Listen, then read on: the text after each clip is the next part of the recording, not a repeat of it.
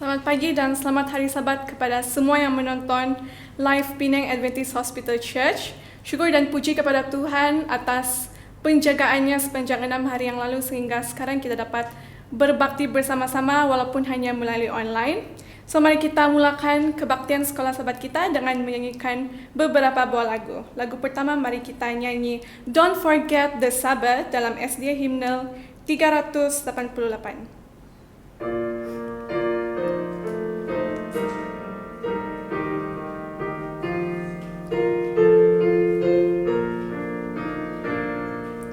Don't forget the Sabbath, the Lord our God hath blessed. Of all the week, the brightest, of all the week, the best. It brings repose from labor, it tells of joy divine, it beams of light descending with heavenly beauty shine. Welcome, welcome, ever welcome, blessed Sabbath day. Welcome, welcome, ever welcome, blessed Sabbath day. Keep the Sabbath holy and worship Him today, who said to His disciples, I am the living way. And if we meekly follow and hear our Savior Lord, He'll give us of the fountain whose streams eternal flow. Welcome, welcome, ever welcome, blessed Sabbath day. Welcome, welcome, ever welcome, blessed Sabbath day. Day of sacred pleasure, its golden hours will spend in thankful hymns to Jesus, the children's dearest friend. O gentle, loving Savior, how good and kind thou art, how precious is thy promise to dwell in every heart. Welcome, welcome, ever welcome, blessed Sabbath day. Welcome, welcome, ever welcome, blessed Sabbath day. Mari kita terus lagi memuji nama Tuhan dengan menyanyi lagu All Hail the Power of Jesus dalam SDA Hymnal 229.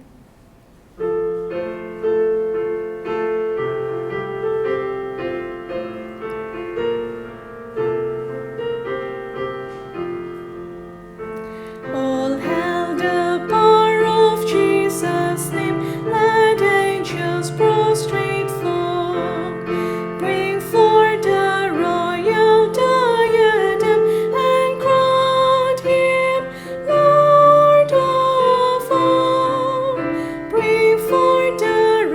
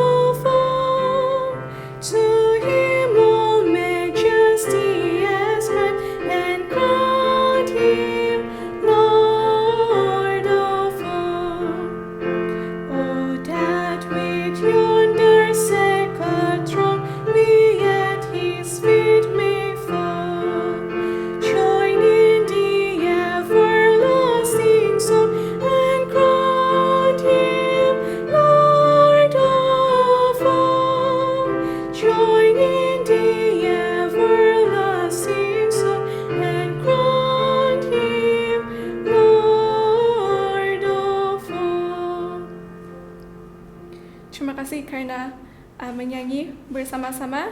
Sekarang mari kita menyanyi lagu pembuka kita dalam SD Hymnal 522, My Hope is Built on Nothing Less.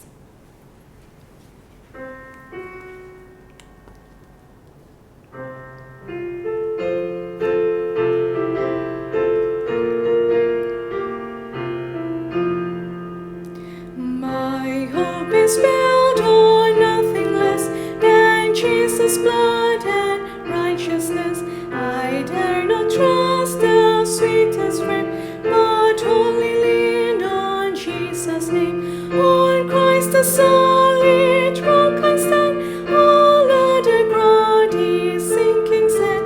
All other ground is sinking sand. When darkness seems to fill his face, I rest on his unchanging grace. In every high and stormy gale, my anchor holds within the veil. On Christ the solid rock I stand. All other ground is sinking sand. All other ground is sinking sand. His sword, his covenant and blood support me in the whelming flood. When all around my soul gives way, hidden is all my hope and stay. On Christ the solid rock I stand. All other ground is sinking sand. All other ground is sinking sand. When he shall come with trumpet sound, oh, may I then in him be found, clad in his righteousness alone, faultless to stand before the throne. On Christ the solid rock I stand. All other ground is sinking sand. All other ground is sinking sand. Sekarang mari kita semua berdoa. Saya pimpin dalam doa. Bapa kami yang bertakhta dalam kerajaan syurga, terima kasih ya Bapa atas 6 hari yang lalu, sehingga hari ini kami dapat lagi mengingat-Mu, berbakti dengan-Mu, memuji nama-Mu ya Tuhan. Dan Bapa, sebenarnya kami akan mendengar apa yang sekolah sahabat, biarlah apa saja yang akan kami dengar dari yang menyampaikan, kami dapat ingat, kami dapat ambil itu sebagai pelajaran ya Bapa. Dan Bapa, terima kasih kerana Bapa mendengar doa ini. Semua ini saya serahkan dalam Yesus yang telah menjadi juru kami semua. Amin. Sekarang kita akan mendengar lagu istimewa daripada Mr. Robson. Saya menjemputnya. Asanong talasabat. Yahay mantad kelas diploma 2020 batch 2. Mainan na po nga manang nag-high special song. Torimon.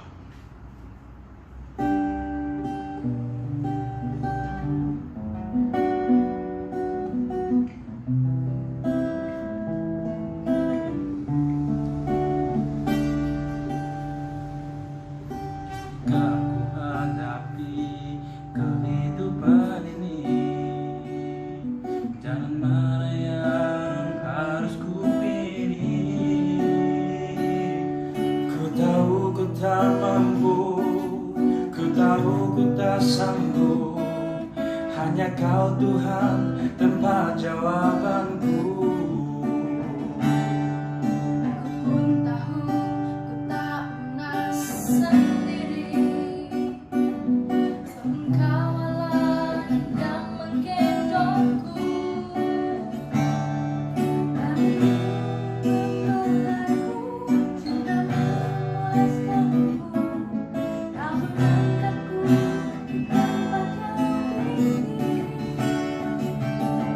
Janjimu seperti fajar pagi hari, dan tiada pernah terlambat bersinar. Cintamu seperti sungai yang mengalir, dan ku tahu betapa dalam kasih-Mu.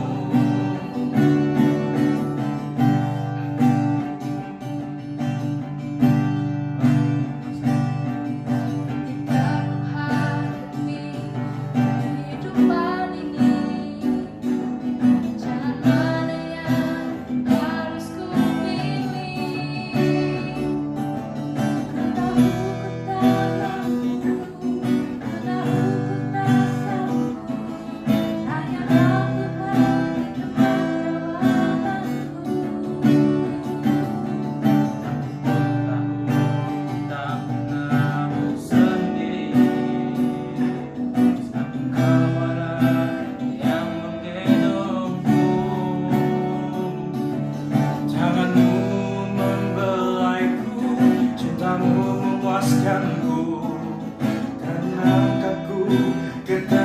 yang tinggi. Janjimu seperti fajar pagi hari,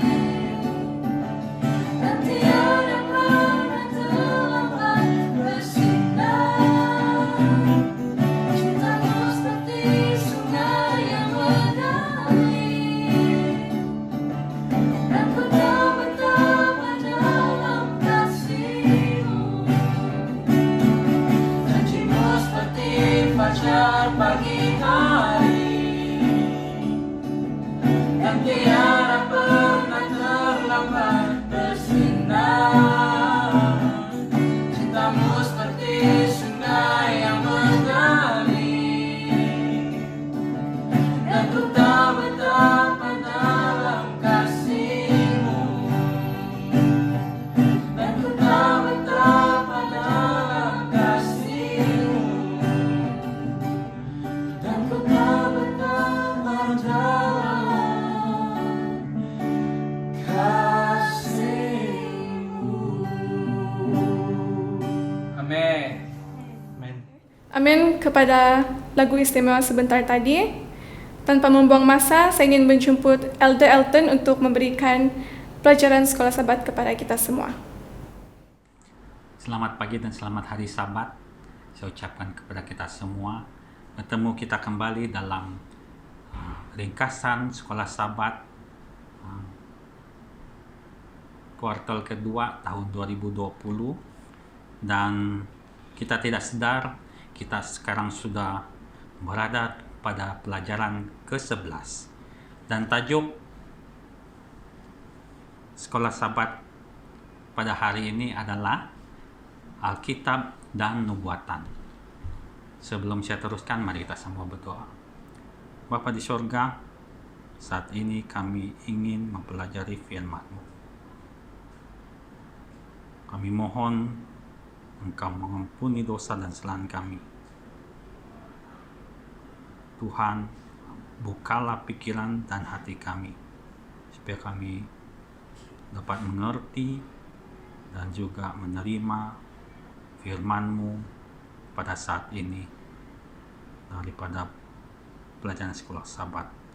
Biarlah Roh Suci bekerja dalam hati dan pikiran kami, supaya kami mudah menerima dan dapat melakukan firman. Terima kasih Bapa mendengar doa ini dalam nama Yesus saya sudah berdoa. Amin. Ayat hafalan untuk pelajaran sekolah Sabat hari ini terdapat dalam Daniel pasal 8 ayat 14.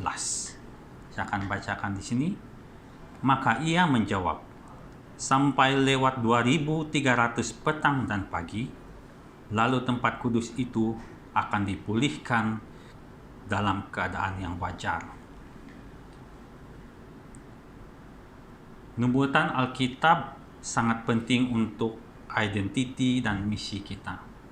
Nubuatan menyediakan mekanisme dalaman dan luaran untuk menguatkan ketepatan firman Tuhan.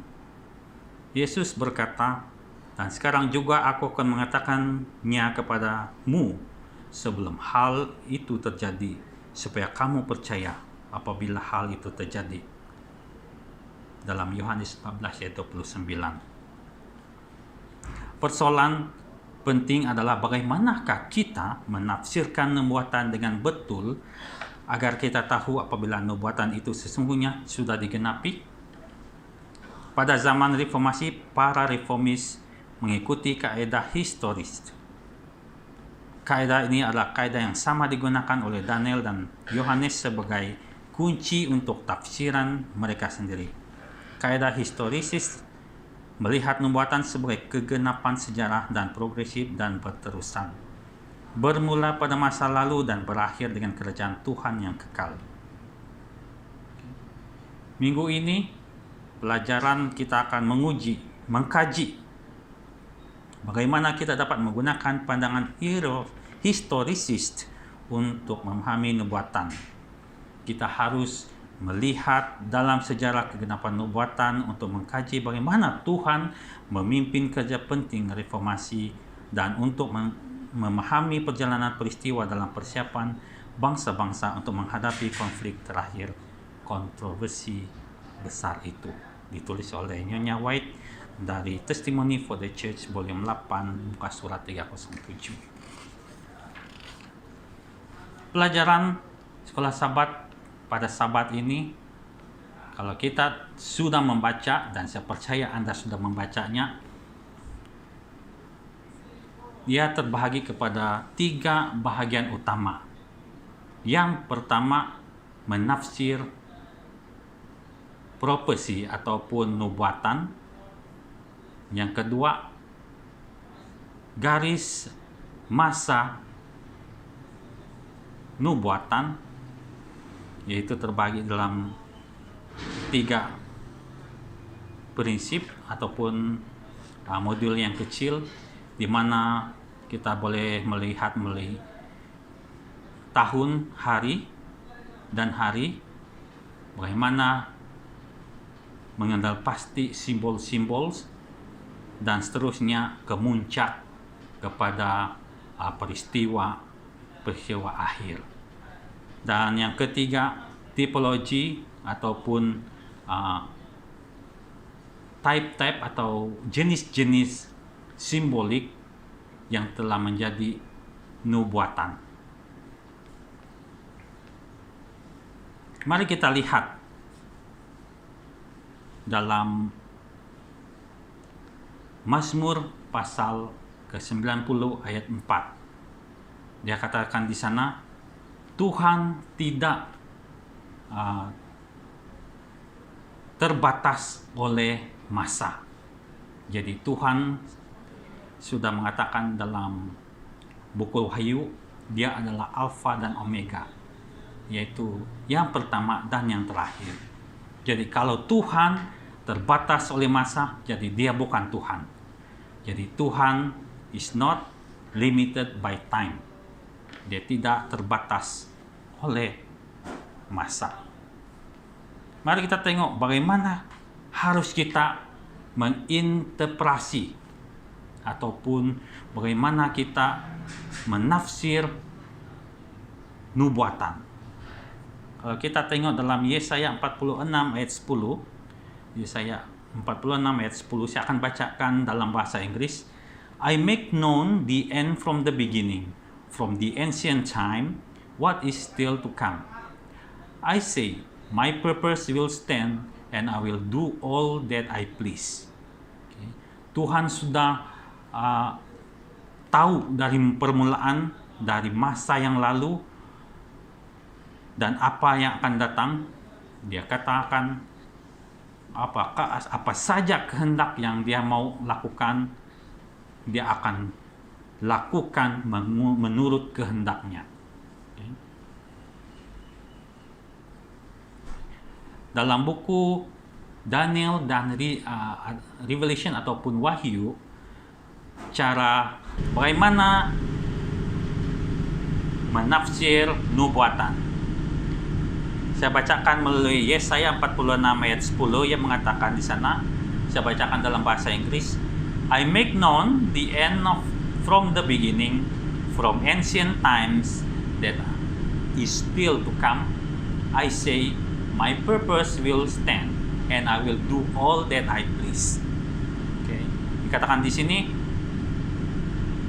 Tuhan tahu daripada permulaan, daripada zaman lepas, dan apa akan terjadi seterusnya. Tuhan mengatakan apa saja kehendak yang dia ingin lakukan, dia akan lakukan menurut kehendaknya.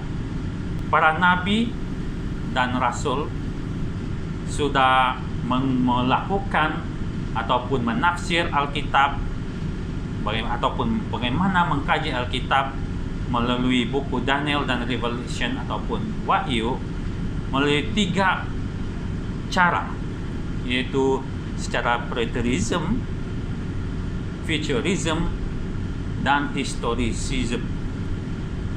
Preterism adalah semua peristiwa yang sudah berlaku, semua peristiwa yang sudah berlaku, yang mana semuanya benar.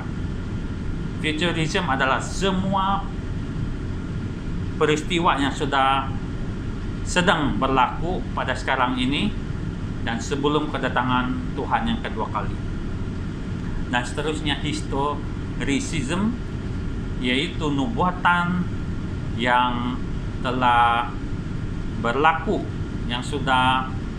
nubuatan yang sudah fulfilled ataupun digenapi di dalam sejarah masa sekarang dan juga masa mendatang. Kalau kita melihat melalui historism ataupun peristiwa-peristiwa sejarah, kita boleh melihat bagaimana Tuhan sendiri sudah menjadi penentu, penentu yang ataupun yang menerangkan kerajaan-kerajaan daripada kerajaan Babylon sampailah sekarang melalui Nabi Daniel. Dan seterusnya Wahyu diberikan keterangan yang lebih, dia menerangkan keterangan yang lebih daripada peristiwa yang telah diberikan oleh Nabi Yohanes sendiri sampailah kepada akhir zaman. Mari kita lihat ataupun kita pelajari sedikit melalui peristiwa ataupun sejarah bagaimana kerajaan dunia yang dahulu merupakan simbolik dan seterusnya sudah terjadi sampailah sekarang ataupun pada masa akan datang. Kalau kita lihat mimpi Nebukadnezar, kita ingat kembali mimpi Nebukadnezar yang diterangkan oleh Nabi Daniel sendiri. Kita flashback, kita ingat kembali kepala itu Babylon, dada dan tangan Persia atau Medo Persia, seterusnya pinggang Greece ataupun Yunani, seterusnya paha dan kaki adalah kerajaan Roma, dan seterusnya kaki besi bercampur dengan tanah liat adalah kerajaan-kerajaan pada masa kini. Dan seterusnya kita ingat sebuah batu yang melambangkan kerajaan Tuhan.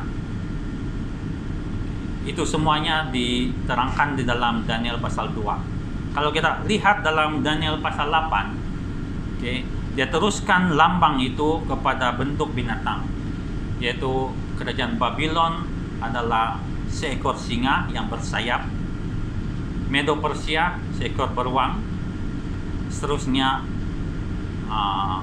harimau berkepala 3 dan bersayap 4, dan seterusnya Rom binatang yang bertanduk 10, dan seterusnya patah 3 yang digantikan oleh kepausan, dan seterusnya akhirnya kerajaan itu semua akan binasa. Seterusnya dalam pelajaran hari ini diterangkan dalam Daniel 8 pasal 8 sampai 9 dan seterusnya Daniel 10 sampai ayat ke-12. Kalau kita tengok yang pertama, yang pertama kita sudah tahu Babylon ataupun singa tadi sudah dikalahkan oleh Medo Persia.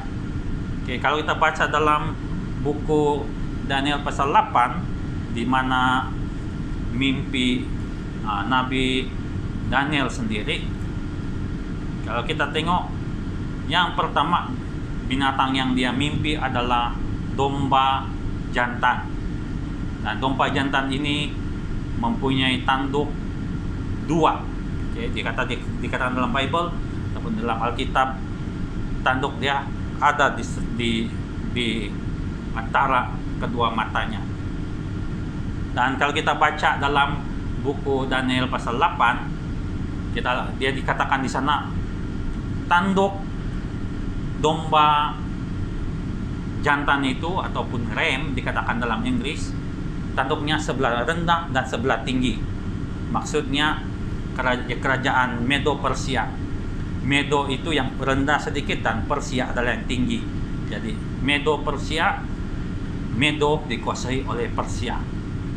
itu penerangan untuk kambing, maksud saya domba jantan yang bertanduk 2. Kalau kita tengok seterusnya, domba jantan ini telah dikalahkan oleh seekor binatang lain, yaitu kambing jantan yang bertanduk panjang, ya, bertanduk panjang, dan dikatakan dia menanduk ke selatan, ke utara, dan juga ke barat. Dan tanduk ini adalah kerajaan Yunani ataupun Greece. Dan kita tahu, ataupun kalau Anda tidak tahu, kerajaan Greece pada masa itu diperintahkan oleh Alexander the Great ataupun Alexander yang Agung.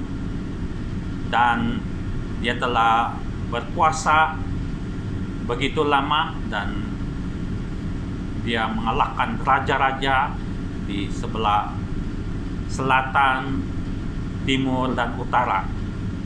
Namun kekuasaan Alexander the Great ataupun Alexander yang Agung telah berakhir dengan tragis, di mana dia meninggal pada usia 33 tahun selepas dia menakluk Egypt ataupun Mesir pada masa itu. Dan dikatakan di sana dalam pasal 8, kalau kita baca, tanduk dari kepala kambing tua itu tumbuh 4 tanduk, yaitu melambangkan 4 general Alexander yang Agung yang menggantikan tanak-tanak kekuasaannya, yaitu 4 tanduk ini adalah Cassander, Lysimachus, Ptolemy, dan Seleucus. Inilah 4 general ataupun general Alexander yang menggantikan kekuasaan empire dia ataupun Greece pada masa itu. Dan seterusnya kita lihat ada tanduk satu yang memanjang. Maksudnya di sana keempat tanduk tadi tertakluk kepada satu kuasa yang besar, dan tanduk ini dia berkuasa, dia mengamalkan pemerintahan dalam bentuk politik dan juga keagamaan, dan ia tumbuh dari satu negara, dan dia menguasai 4 raja tadi, dan seterusnya menguasai pemerintahan ataupun menaklukkan keagamaan pada masa itu. Dan kita tahu tanduk ini dalam buku Daniel pasal 8 dikatakan dia mempunyai kuasa, dia mengubah hukum dan waktu, dan dia adalah manusia, dan dia bilangan dia 666, dan itulah kepausan. Dimana kita tahu sampai sekarang kekuasaan kepausan dia berlindung dalam politik, walaupun dia adalah satu kuasa agama Kristen yang besar pada masa ini. Dan kita tahu kekuasaan tanduk panjang ini yang mana memerintah sebelum kedatangan Tuhan dan sekarang ini. Kekuasaan tanduk ini sangat besar. Namun kalau kita baca pelajaran kita pada hari ini, tanduk ini dia mengamalkan persatuan, kesatuan dalam agama. Dia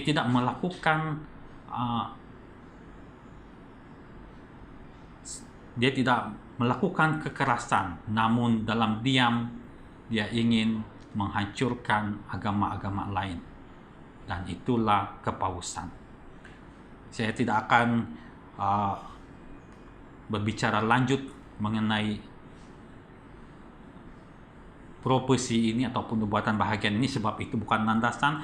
Cuma kita akan menerangkan sedikit mengenai nubuatan pada hari ini. Oke. Seterusnya kita akan pergi kepada tahun dan hari. Tahun dan hari, prinsip tahun dan hari. Kalau kita baca dalam buku Yeskiel 4 ayat 6, dia katakan di sana, I have laid on you a day for each day. Okay. Kalau kita tengok dalam Imamat 25 dan Bilangan 14 ayat 34, okay, adalah idea nubuatan di mana hari adalah bersamaan dengan tahun. Okay. Nubuatan dalam bentuk elemen seperti binatang buas dan juga tanduk, okay, dan juga semuanya ini bersesuaian dengan panjangnya masa yang telah diterangkan dalam buku Alkitab, yaitu 1200 hari, yaitu hari di mana kekuasaan Paus itu bekerja ataupun berlaku. Okay. Dikatakan di sana tidak dinyatakan bahwa hari itu diterangkan dalam kata biasa, tetapi pagi dan petang. Okay, pagi dan petang. Dan kita akan belajar sebentar lagi mengenai 2030 hari pagi dan petang sebentar lagi. Okay. Seterusnya kita tengok masa-masa nubuatan. Okay. Masa-masa nubuatan, kalau kita tengok 42 bulan sama dengan 1260 hari, sama dengan masa-masa dan setengah masa. Okay. Dalam Alkitab mengatakan 1 masa, 2 masa, dan setengah masa. Okay. Ini adalah penerangan dari berdasarkan pada Wahyu 11 dan 13, terusnya 12 dan Daniel pasal 7 dalam Alkitab. Semuanya diterangkan ataupun mention ataupun dinyatakan mengenai nubuatan 1260 hari. Dan 1260 hari ini adalah bersamaan dengan 1260 tahun. Okay, dan ini berlaku pada tahun 538 Masihi dan 1798 selepas Masihi. Dan seterusnya, kalau kita kira dalam bentuk bulan, 42 bulan juga bersamaan dengan 1260 hari. Dan juga kalau kita kira dalam tahun, ya bersamaan dengan 1 tahun, 2 tahun, dan setengah tahun. Sangat menarik dengan penjelasan profetik ataupun nubuatan dalam Alkitab. Oke, sekarang kita akan mengenal pasti simbol-simbol dalam Alkitab. Walaupun tadi saya sudah nyatakan, tetapi kita akan lihat penerangan yang lebih mengenai simbol-simbol dalam Alkitab, terutama dalam kitab Daniel dan juga Wahyu. Okay. Dalam Daniel 7:21 dikatakan di sana, I was watching and the same horn was making war against the saints and prevailing against them. Okay, ini adalah hayalan Nabi Daniel pada masa itu. Dia dapat melihat tanduk, ya tadi saya katakan tanduk kambing jantan itu memanjang dan dia mengatakan suara-suara yang yang menghujat Tuhan, yang mengancam Tuhan, dan seterusnya mengancam umat manusia ataupun umat-umat pilihan Tuhan di dalam dunia ini. Kalau kita tengok sekali lagi, Babylon adalah singa yang bersayap, Medo Persia adalah beruang dan domba jantan, minta maaf.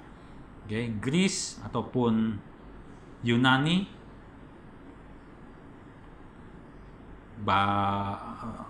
harimau bintang, harimau dahan, leopard and he-goat ataupun kambing jantan. Seterusnya Rome, terrible beast and horn. Okay. Binatang yang tidak dikenali dan juga mempunyai tanduk. Kalau kita baca dalam Daniel pasal 7 pula, kita akan lihat dia mempunyai 10 tanduk, dan di mana 3 tanduk patah dan tumbuh sebuah tanduk yang mempunyai mulut yang menghujat. Okay. 3 kerajaan jatuh di hadapannya, di mana 3 kerajaan ini sebenarnya coba melawan kepausan, namun telah dijatuhkan, dikalahkan oleh kepausan pada masa itu. Dia mengatakan kata-kata yang menghujat yang maha tinggi. Dia menyiksa semua orang-orang benar selama 1260 tahun, dan dia coba mengubah hukum dan waktu. Sebab itulah kuasa ini telah mengubah hari Sabat kepada hari Minggu. Dan identiti kepada tanduk ini adalah berasal dari Roma, dan juga dia berkuasa dalam keagamaan dan politik. Seterusnya kita buat lanjutan kepada simbol-simbol. Kita sudah belajar tadi Daniel 8 ataupun dalam Daniel pasal 8 tadi, tanduk kecil tadi adalah Roma sendiri, dan dia mengisytiharkan perang kepada orang-orang kudus. Dan ini semua sama dengan dalam pasal yang ke-7. Kita tengok ciri-ciri tanduk kecil ini. Dia katakan di sana, ia kecil, tetapi kemudian yang menjadi besar. Ia menyiksa, ia menghujat, ia menyerang orang-orang kudus Tuhan. Mereka ada nubuatan dalam masa. Ia terus berada, ia akan wujud sampai akhir zaman. Maksudnya sebelum Tuhan, sampai Tuhan datang pun kuasa ini akan berlaku. Sebab itulah pada saat sini kuasa ini makin lama makin menonjol, dan juga dia coba mengaplikasikan sandelo ataupun satu pegangan, satu kepercayaan untuk semua orang. Dan seterusnya kuasa ini adalah papasi ataupun kepausan sendiri. Dia berlaku dari Dark Ages, dari masa kegelapan sampailah ke akhir zaman. Itulah 1260 hari dan masih berlaku sekarang. Seterusnya kita tengok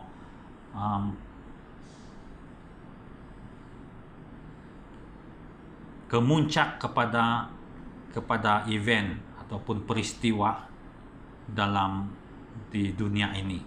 Kalau kita tengok dalam Daniel pasal 8 ayat 14 dikatakan di sana, and he said to me, for 2,300 days then the sanctuary shall be cleansed. Nah, sekarang kita sudah bermula kembali kepada 300 hari pagi dan petang. Kalau kita tengok dalam Bible 7 ayat 11 dikatakan di sana, hukuman ataupun judgment sudah mula walaupun tanduk tadi masih aktif. Dan semua ini berlaku bila mana Ka'bah Bait Suci di surga disucikan. Dalam 2300 tahun pagi dan petang ataupun tadi disebut dalam hari, itu adalah di mana judgment atau permulaan penghukuman yang telah akan dilakukan oleh Tuhan. Semuanya bermula dari tahun 457 sebelum Masehi, dan ia telah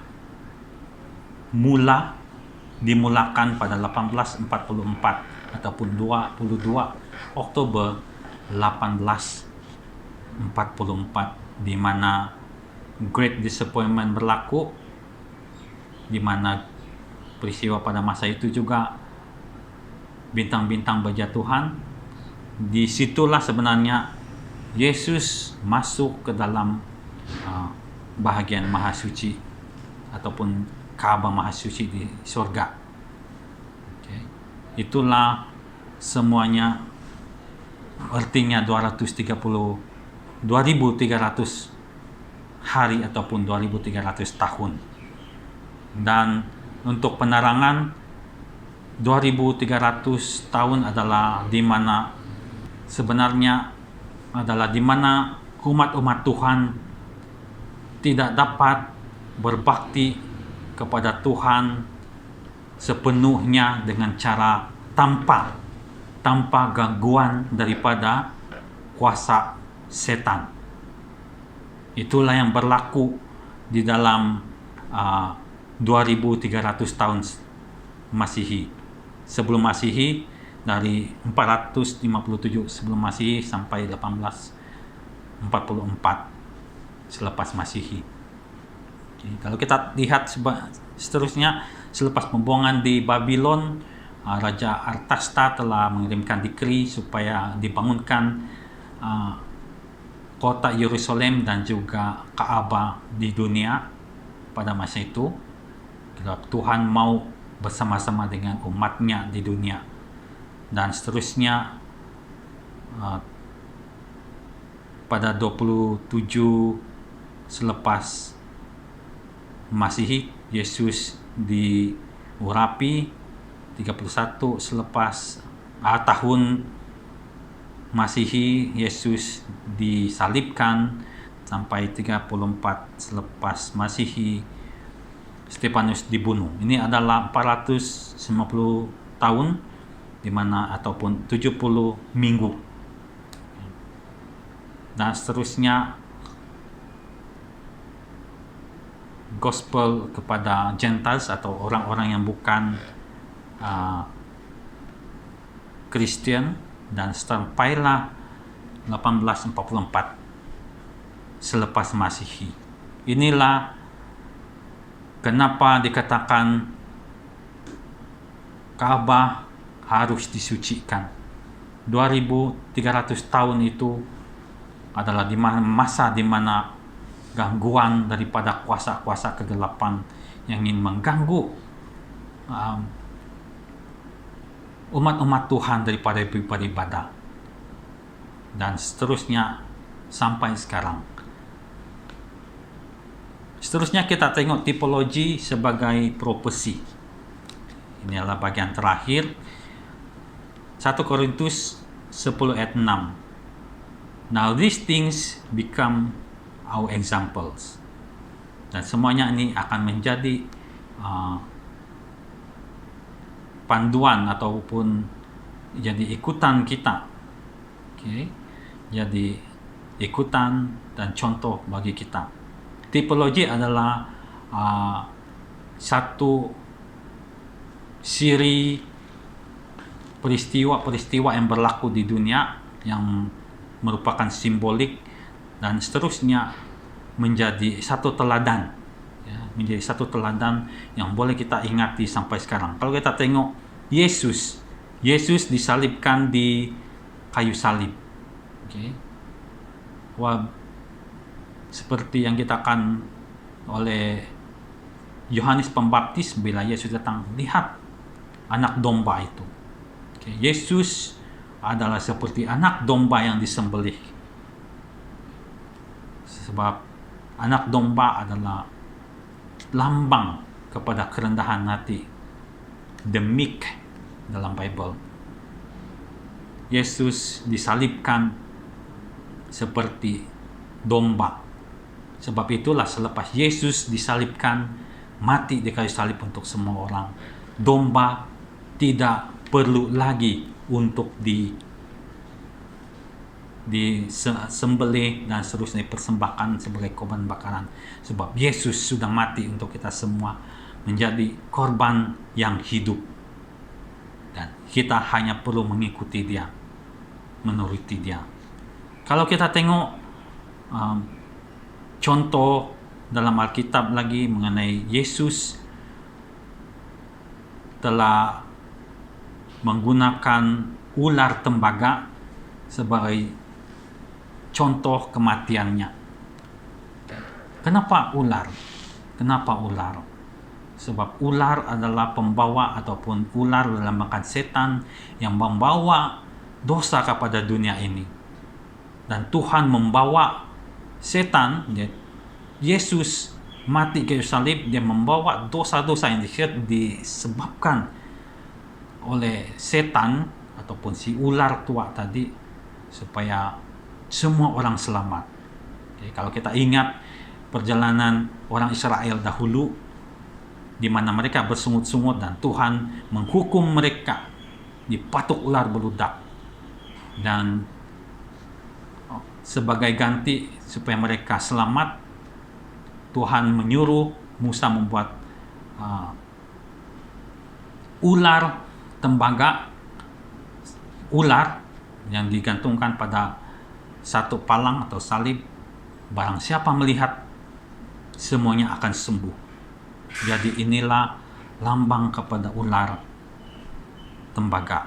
Seterusnya kita lihat contoh Yunus di dalam perut ikan besar. Kita ingat Yunus mati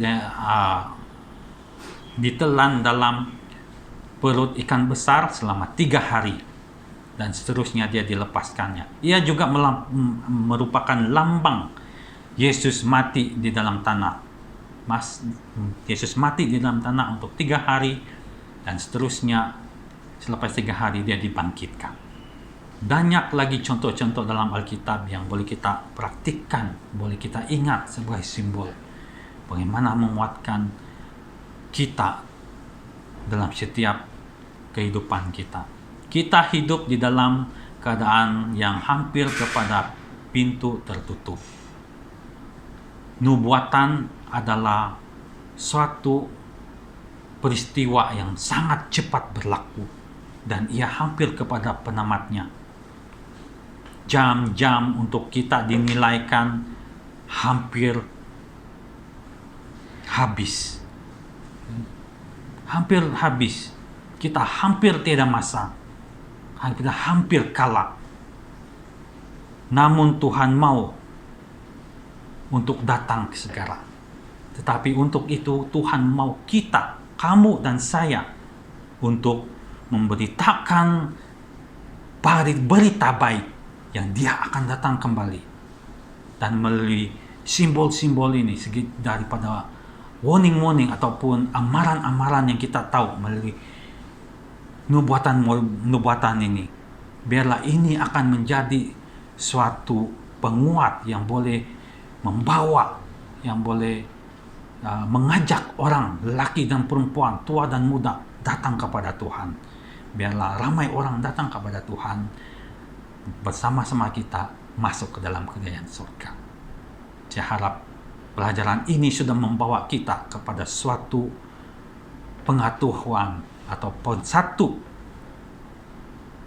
ajaran bagi kita. Maukah kamu dan saya datang dan masuk ke kerajaan surga? Sekian, Tuhan memberkati. Mari kita berdoa. Tuhan yang maha besar dalam kerajaan surga, terpujilah Engkau kerana anugerah nubuatan yang Kau berikan kepada manusia. Dan nubuatan-Mu itu sudah diungkapkan oleh nabi-nabi-Mu yang dikasihi. Kami mengucap syukur dan terima kasih Tuhan, sebab melalui nubuatan ini kami sudah tahu yang Tuhan itu benar. Apa yang Engkau sudah katakan dari dahulu sudah berlaku, sedang berlaku, dan akan berlaku. Tuhan, kuatkan kami. Roh Suci-Mu bersama kami setiap hari menguatkan kami, mengubahkan kami dan kehidupan kami. Biarlah kami sentiasa kuat dan teguh dan setia sampai kedatangan-Mu yang kedua kali. Ampuni dosa dan kesalahan kami, Bapa. Terima kasih Engkau sudah mendengar doa ini. Dalam nama Yesus saya sudah berdoa dan mengucap syukur. Amin. Moment that I was basically reaping all the consequences of my wrong choices. I was in I had bad health, was having diseases. I was trying to break off my addictions, and I couldn't. And I was looking for help basically, and no one could help me. That's when because of all the prejudices that I had against religion, I had to humble myself, and then I started to pray to a God that I didn't know, that He could help me if He existed. And then after a few days I've been praying, then God, without me being aware, sent me a friend that was baptized, and I opened myself to him, and I asked him why he was baptized, because I wanted to know. And then he explained the story that he went through that was similar to mine. I opened myself to him, explained my story, and then he asked the question, why you don't read the Bible? And then I asked myself, thinking out, saying, why I don't read the Bible? I know there is a spiritual realm, I know that there is God, and I need to look for Him somewhere. And then I started, I will start to read the Bible, and then that's when I got the Bible, and that's when I got all the amazing experience with the Bible.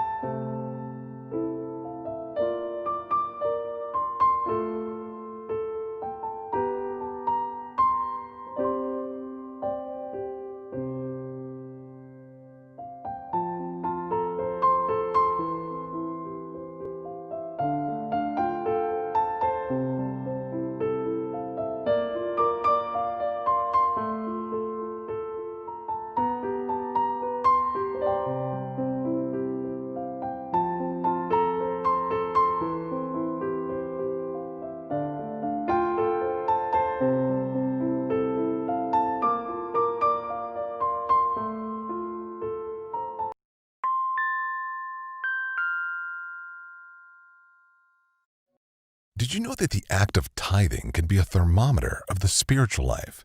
An important study conducted in live Adventist conferences around the world revealed that the act of tithing is correlated to 5 other practices that connect a person to God: daily Bible study, daily time for prayer, opening and closing the Sabbath, regular study of the Sabbath school lesson, and presence at the Sabbath school class.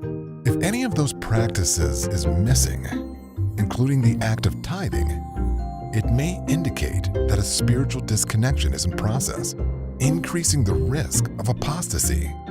By the way, one of the first signs that someone no longer trusts God and His Word is that that person stops tithing.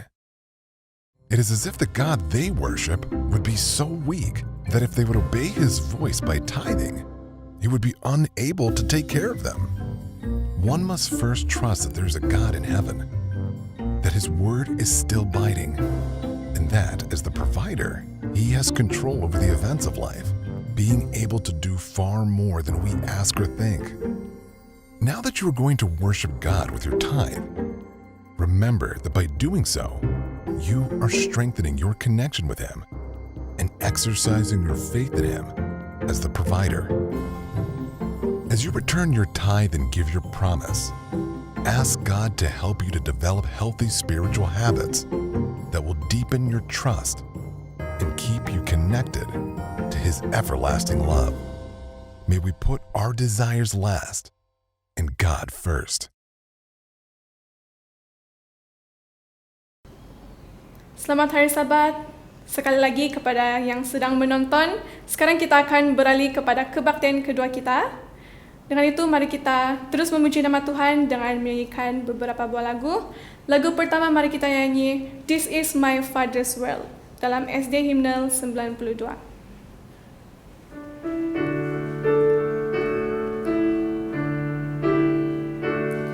This is my Father's world, and to my listening ears, all nature sings and round me rings the music of the spheres.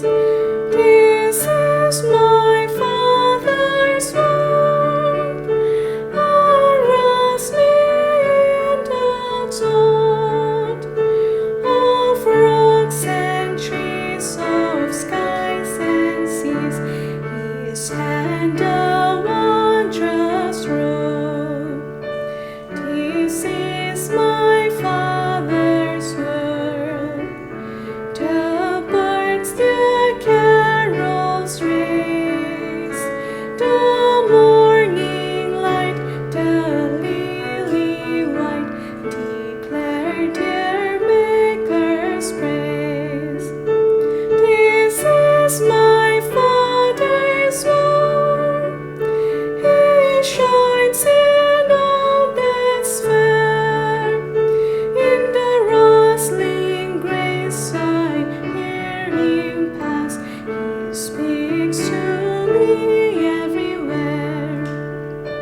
This is my Father's world. Oh, let me ne'er forget that though the wrong seems so strong, God is the ruler yet. This is my Father's world. Why should my heart be sad? The Lord is King, the heavens ring. God's reigns, let the earth be glad.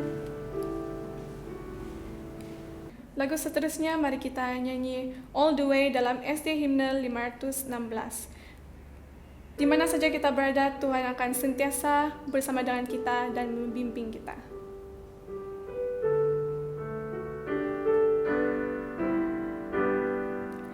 All the way my Savior leads me. What have I to ask beside? Can I doubt His tender mercy, who through life has been my guide? Heavenly peace, divinest comfort, here by faith in Him to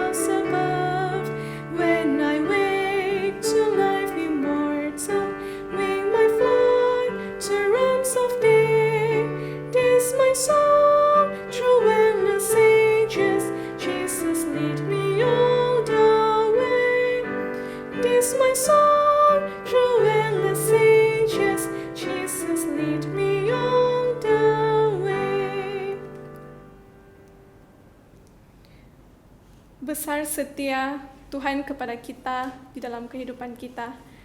Dia sentiasa bersama dengan kita walaupun kita membuat salah kepada Dia. Besar setia Tuhan kepada kita semua. Mari kita nyanyi Great is Thy Faithfulness dalam LPMI 100.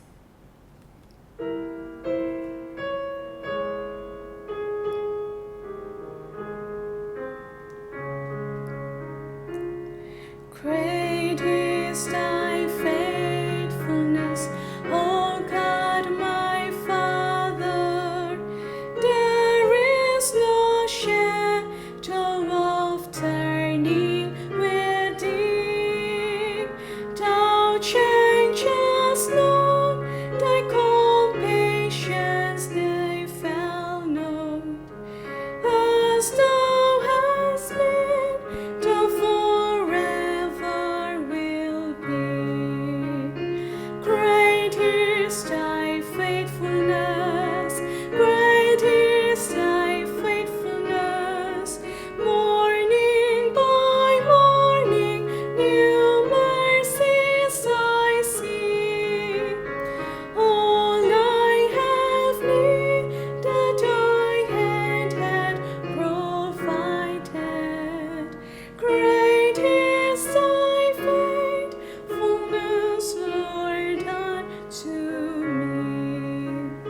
Summer and winter and springtime and harvest, sun, moon, and stars in their courses above, join with all nature in manifold witness to thy grand faithfulness, mercy, and love. Great is thy faithfulness, great is thy faithfulness. Morning by morning, new mercies I see. All I have needed, thy hand had provided. Great is thy faithfulness, Lord, unto me. Pardon for sin and a peace that endureth.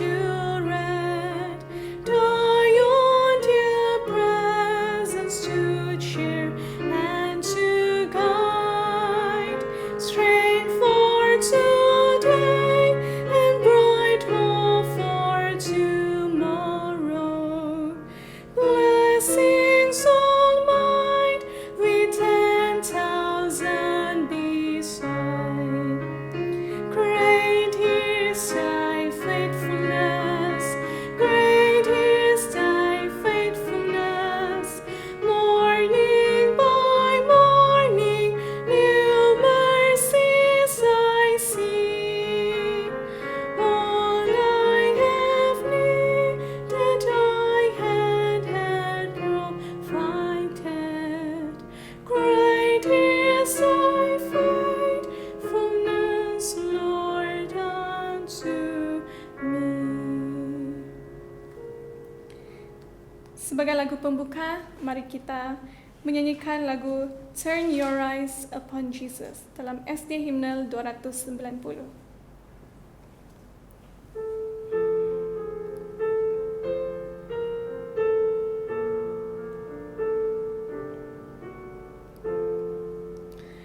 Oh, soul, are you weary and troubled? No light in the darkness you see. There's light for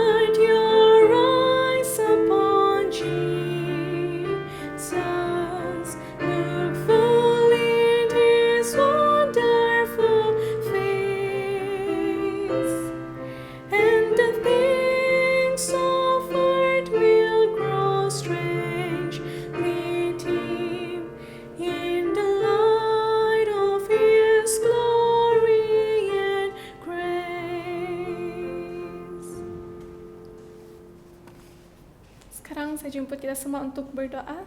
Saya pimpin dalam doa. Bapa kami yang bertakhta dalam kerajaan syurga, terima kasih Bapa kerana Bapa sudah berserta dan kami sepanjang pelajaran sekolah sahabat kami tadi. Dan Bapa, sekarang sebentar lagi kami akan mendengar khotbah yang akan disampaikan oleh hamba-Mu. Biarlah kami dapat fokus dan biarlah kami mendapat pelajaran sebagai untuk kami gunakan dalam kehidupan kami seharian ya Bapa. Dan Bapa, kuatkanlah iman kami kepada-Mu Bapa sementara kami menunggu kedatangan-Mu yang kedua kali. Terima kasih Bapa kerana Bapa mendengar doa ini. Semua ini saya serahkan dalam nama Yesus yang telah menjadi juru selamat kami semua. Amin. Pada saat ini kita sangat diberkati kerana kita akan mendengar lagu istimewa yang akan disampaikan oleh rakan saya, Darlene Shiona. Saya menjemputnya.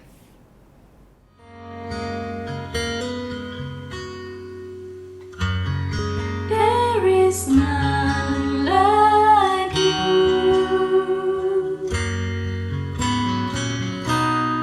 No one else can touch my heart like you do.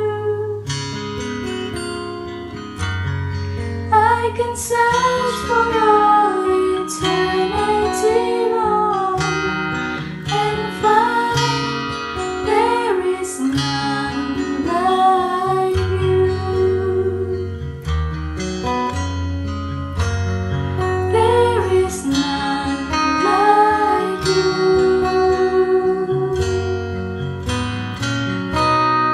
No one else can touch my heart like you do. I could search for all eternity long and find there is none like you.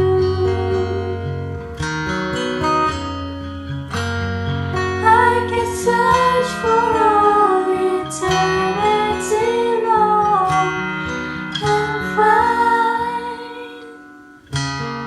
there is none like, there is none like, there is none like you.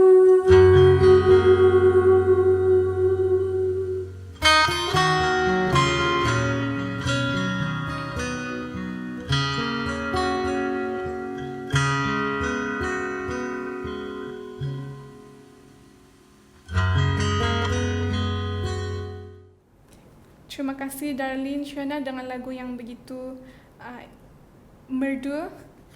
Dan sekarang sebelum saya menjemput pembicara kita pada sahabat ini, saya ingin mengenalkan dia ataupun mengintroduce sedikit mengenai dia.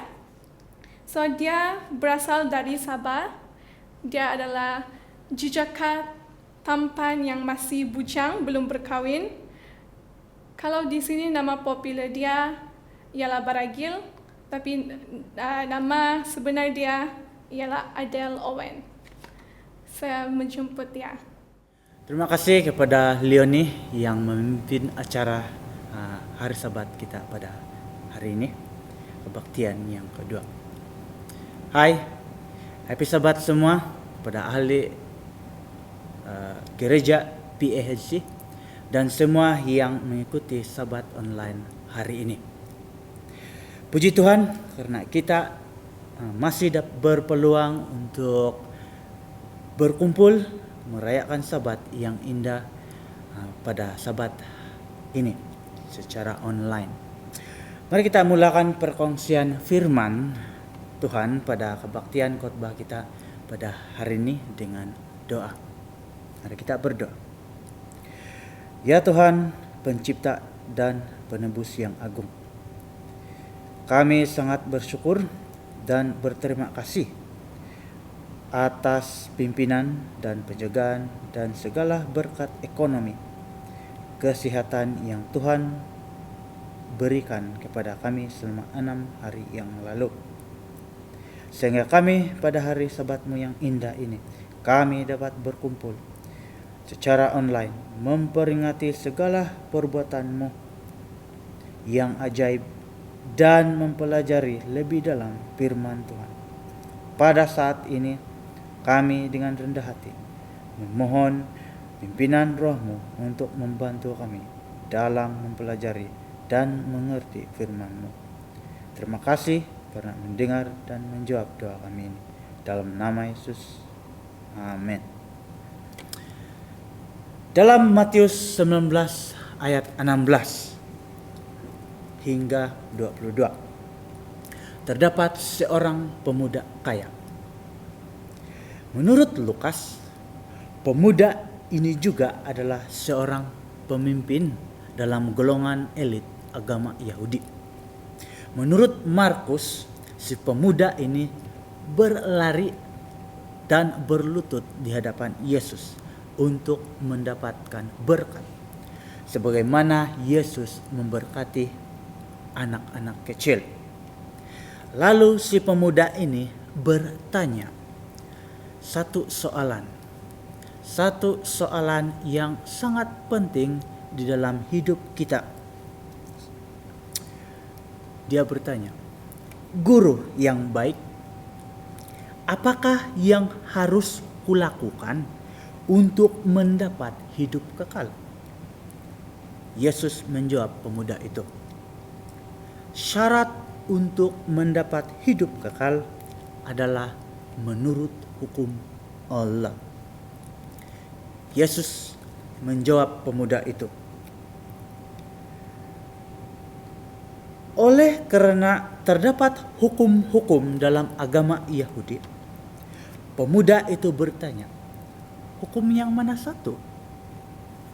Lalu Yesus menyebut bahagian kedua dalam hukum 10, serta meringkaskan dan merangkumkan hukum tersebut dengan prinsip kasihilah sesamamu manusia.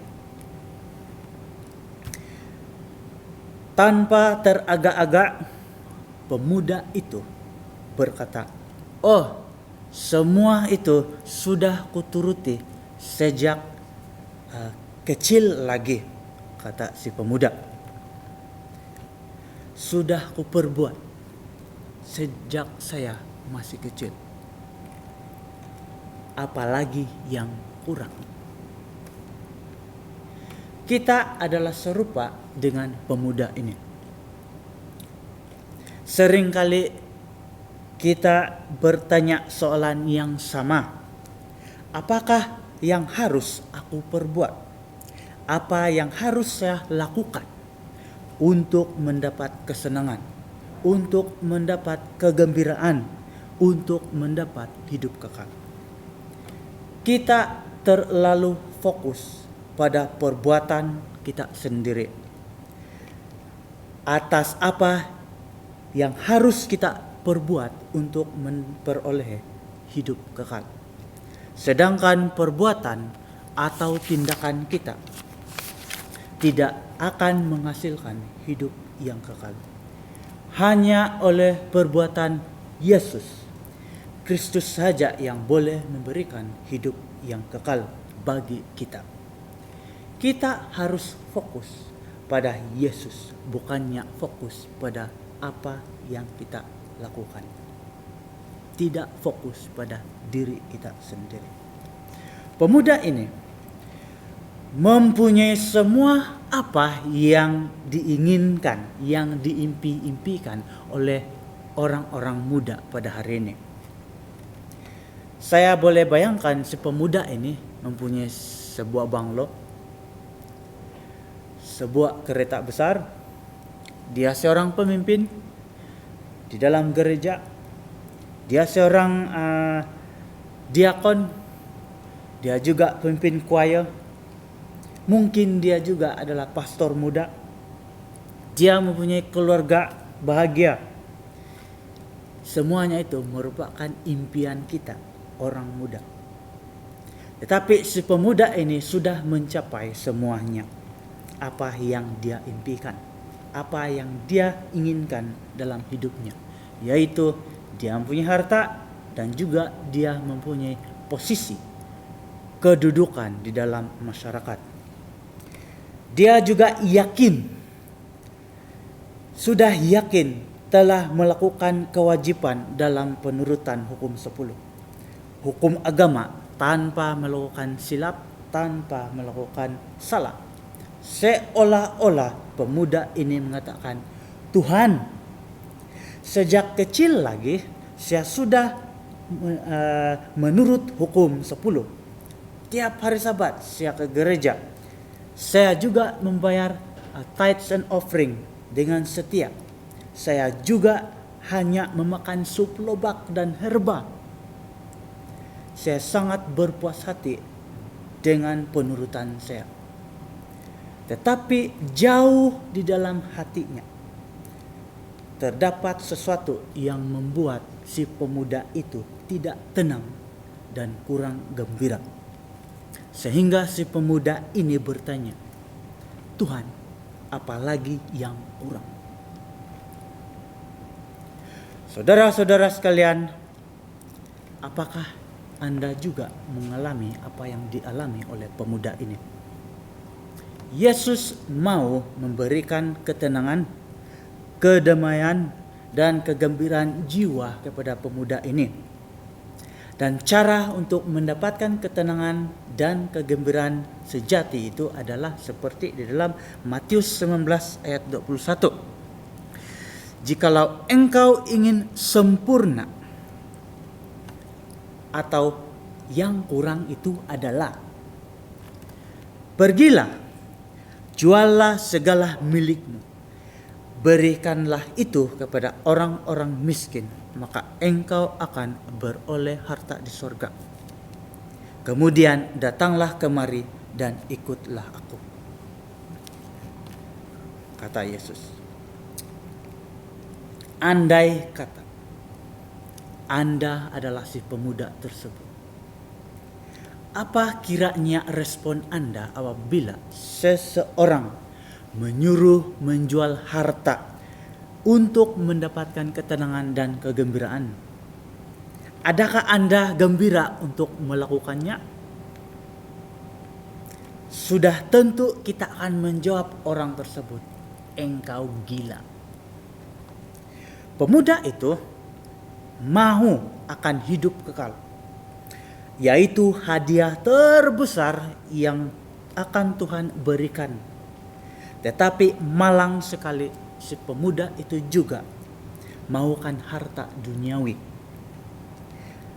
Dia lebih mencintai hartanya daripada mencintai Tuhan, yaitu Tuhan yang memberi harta kepadanya. Pemuda itu sangat mencintai hukum, melebihi cintanya kepada Yesus. Orang-orang Farisi sangat mencintai hukum, tetapi menolak dan membunuh Yesus, yaitu Yesus si pemberi hukum tersebut. Ada pula orang yang mengatakan, saya mencintai Yesus, tetapi mereka tidak mau menurut hukumnya. Ia adalah seorang pendusta dan di dalamnya tidak terdapat kebenaran. 1 Yohanes 2 ayat 4. Kita harus mencintai hukum dan juga mencintai Yesus. Tidak boleh ada yang kurang. Pemuda itu mengatakan, saya telah menurut semua hukum. Tetapi apabila Yesus menyuruh untuk menjual semua harta dan memberi kepada orang miskin, pemuda itu tidak mau berbuat demikian. Maksud hukum adalah supaya kita berbelas kasihan terhadap mereka yang bernasib malang. Malangnya pemuda itu menurut hukum tanpa mempunyai belas kasihan terhadap orang lain. Seperti dalam Matius 23 ayat 23. Yang terpenting di dalam hukum Taurat kamu abaikan, yaitu keadilan, belas kasihan, kata Yesus. Dalam Markus 10 ayat 21. King James Version.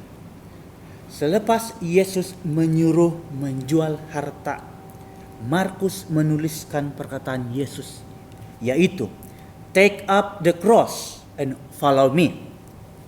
Dalam Alkitab versi Indonesia hanya tertulis, "Datanglah kemari dan ikutlah aku."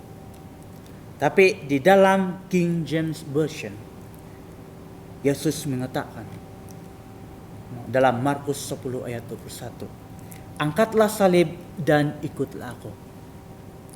Apakah maksud Yesus untuk mengangkat salib? Maksud angkat salib adalah kita harus mati. Apakah maksudnya mati? Mungkin contoh ini boleh membantu kita memahami mengapa kita harus mati. Contoh pertama, Tuhan, saya sering dibully di tempat kerja dan saya merasa sangat sakit hati. Yesus menjawab, "Kamu harus mati karena orang yang sudah mati tidak mempunyai perasaan sakit hati." Contoh yang kedua, Tuhan, saya sangat sayang kepada harta saya dan saya bimbang kalau saya jual semua harta saya, apalagi yang saya boleh lakukan. Tuhan menjawab, "Kamu harus mati, angkat salibmu, karena orang mati tidak pernah merasa bimbang karena ketiadaan harta. Dan ikutlah aku," kata Yesus. Lukas 14 ayat 26-27. Yesus mengatakan, "Jika kamu datang kepadaku, kamu tidak membenci bapakmu, tidak membenci ibumu, atau istrimu, atau anak-anakmu, atau adik-beradikmu, atau boyfriendmu, atau girlfriendmu, atau mak mentuamu, atau tidak membenci dirimu sendiri, kamu tidak akan menjadi muridku," kata Yesus. Dengan kata lain, Yesus mengatakan, jika kamu lebih mengasihi orang lain, lebih mengasihi dirimu sendiri berbanding mengasihi saya, kata Yesus, kamu tidak layak menjadi muridku. Maksudnya tidak layak mendapat hidup yang kekal. Barang siapa tidak memikul salibnya dan mengikut aku, ia tidak akan menjadi muridku, kata Yesus dalam Lukas 14, 26, 27. Kita harus mati. Selepas mati, jiwa yang kosong seperti Adam pada waktu penciptaan, Tuhan akan tiupkan nafas kehidupan. Satu kehidupan baru di dalam diri kita yang harmoni dengan Tuhan. Mati bermaksud menyerahkan seluruhnya kehendak kita, keinginan kita 100% kepada Yesus.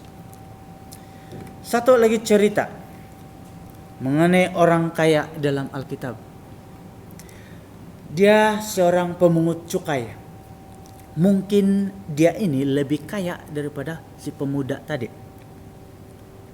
Menurut Matius dan menurut penulis Markus dan juga penulis Lukas, nama pemungut cukai tersebut adalah Matius Lewi anak Alfeus. Pemungut cukai adalah antara orang yang paling dibenci dan juga paling tidak disukai pada zaman dahulu. Dan pada hari ini kita juga bukanlah suka sangat untuk membayar cukai, bukan? Matius pernah mendengar khotbah Yesus, pernah mendengar ajaran-ajaran Yesus, sama seperti si pemuda kaya tersebut. Tetapi Matius melihat dirinya sebagai seorang yang berdosa, seorang yang kotor.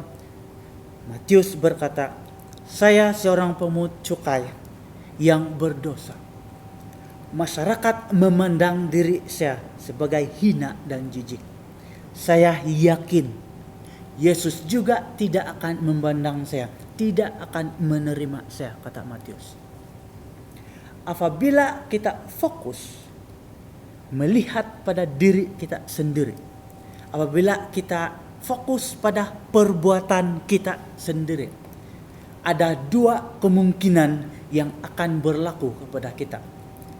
Pertama, kemungkinan yang pertama yaitu sama ada kita akan menjadi seperti Matius yang menganggap dirinya hina dan jijik dan tidak layak diampuni, tidak percaya pada pimpinan Tuhan, tidak merasa adanya pengharapan. Atau apabila kita fokus pada diri kita sendiri, kita mungkin akan menjadi seperti si pemuda kaya tadi yang merasa dirinya benar, self-justify, atau dirinya suci, self-righteous.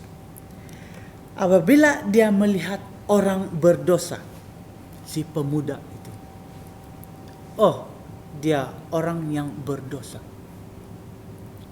dia dipenjarakan. Saya dan keluarga saya tidak seperti dia. Saya dan keluarga saya baik-baik saja. Kami tidak melakukan seperti apa yang orang berdosa ini lakukan. Judging. Saudara-saudara, alihkan pandangan Anda kepada Yesus. Dan pandanglah pada Yesus sahaja, dan kamu akan melihat perbezaan di dalam kehidupan kerohanian kita. Lukas 5 ayat 27 dan 28.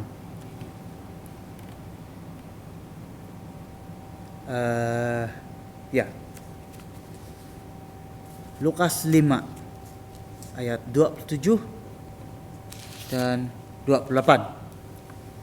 Di sini terdapat cerita mengenai Matius bernama Lewi.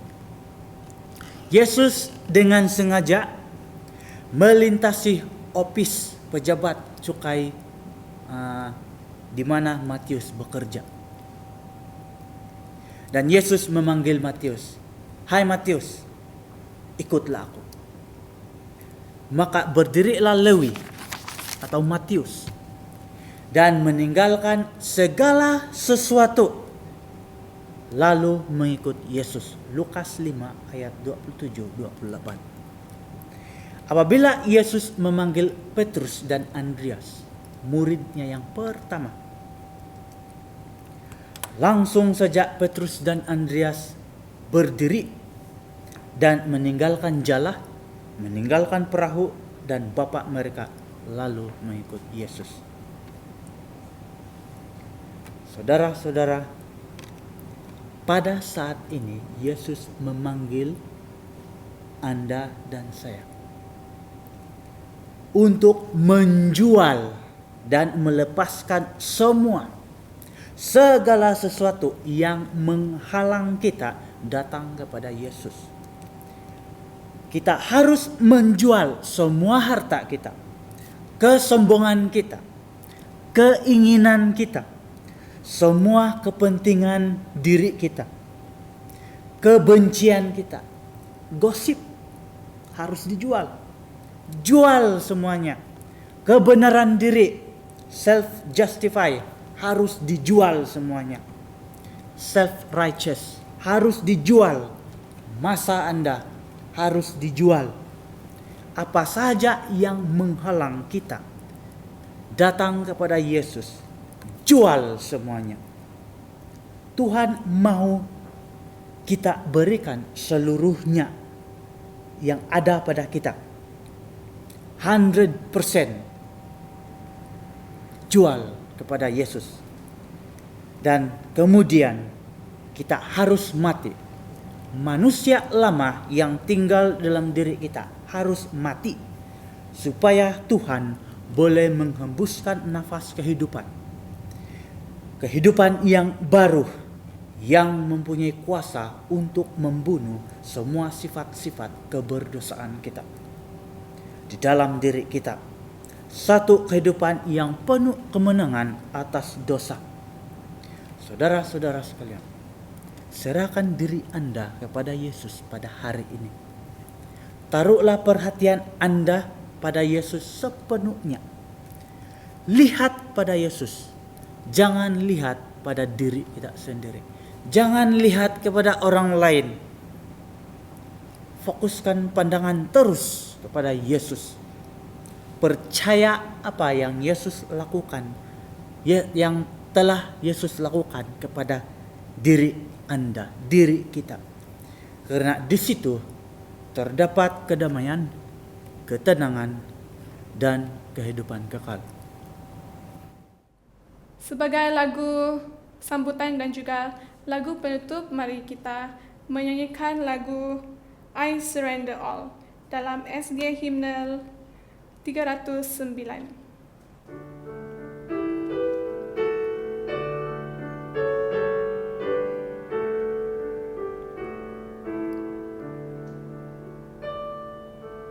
All to Jesus I surrender, all to Him I freely give. I will ever love and trust Him, in His presence daily live.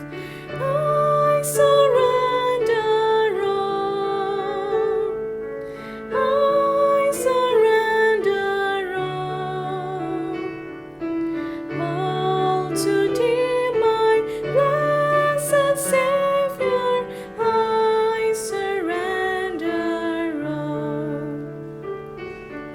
all to Jesus. I surrender, humbly at His feet I bow. Worldly pleasures so forsaken, take me, Jesus, take me now. I surrender all. I surrender all to Thee, my blessed Savior. I surrender all to Jesus. I surrender, humbly at His feet I bow. Worldly pleasures so forsaken, take me, Jesus, take me now. I surrender all. I surrender all to Thee, my blessed Savior. I surrender all to Jesus. I surrender. Make me Savior, wholly Thine. Fill me with Thy love and power. Truly know that Thou art mine. I surrender all. I surrender all to Thee, my blessed Savior. I surrender all. Sekarang saya menjemput Adil Owen untuk pimpin kita dalam doa penutup.